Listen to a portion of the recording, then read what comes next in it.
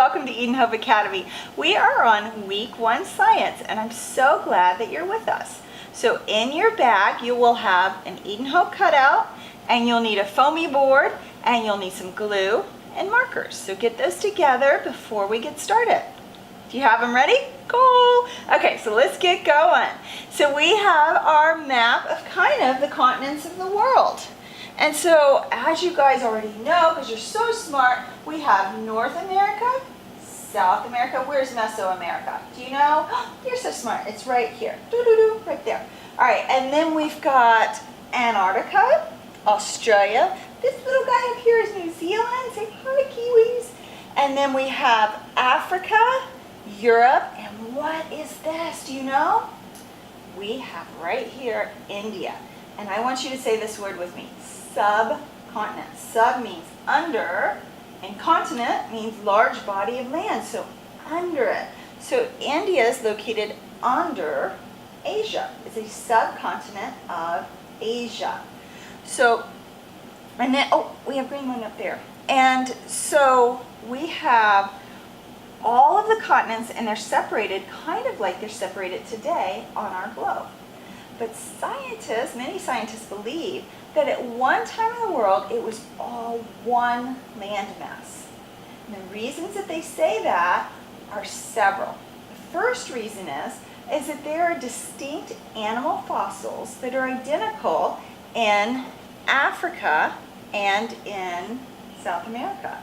And so there would be very little way that an animal could get today between Africa and South America unless it had a really long flight.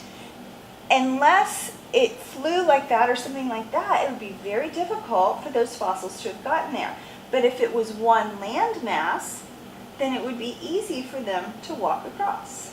And they have different animals that are the same, just like that, throughout the world where it looks as though they've migrated.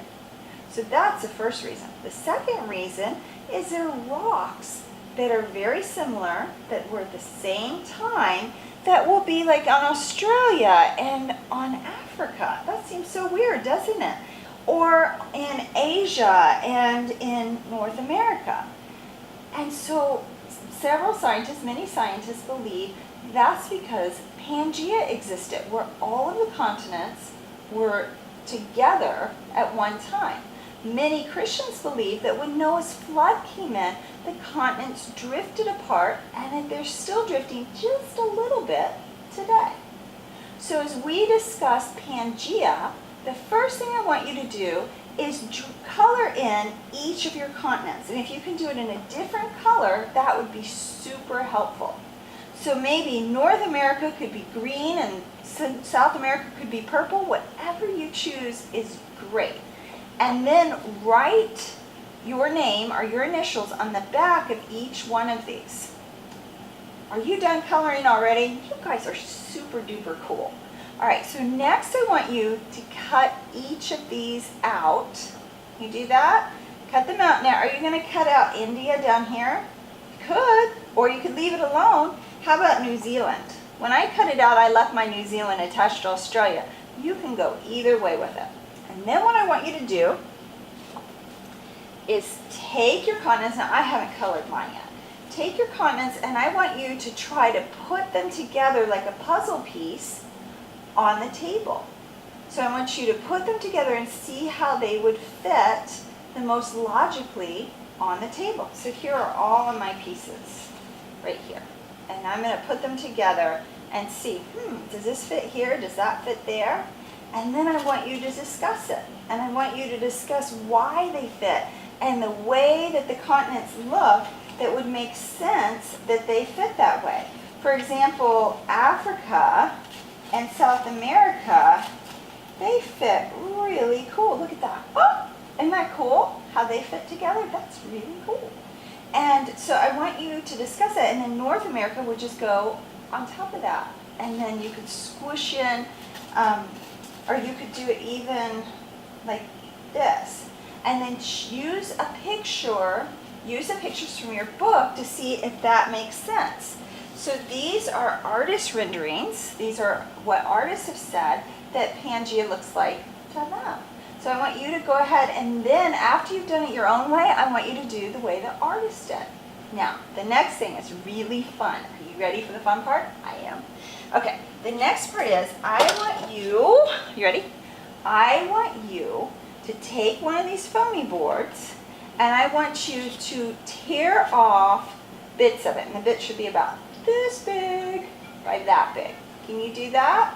And then I want you to take some glue and glue it to the back of that. And then wait. Wait until it dries. Now your teacher will already have made one of these. And what she's going to do is you're going to put these in water and let them float.